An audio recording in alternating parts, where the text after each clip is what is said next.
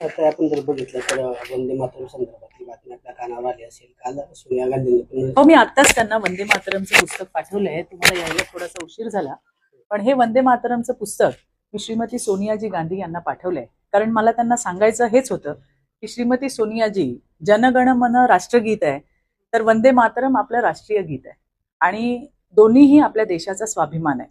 परंतु काल ज्या पद्धतीने राष्ट्रीय गीत वंदे मातरम सुरू असताना त्या खरगेजींशी बोलण्यामध्ये व्यस्त होत्या, हा त्या गीताचा अपमान आहे, त्या देशाचा अपमान आहे.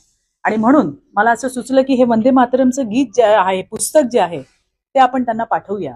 कारण फक्त गांधी नाव असल्याने देशप्रेम नसतं, ते तुमच्या रगारगात असावं लागतं.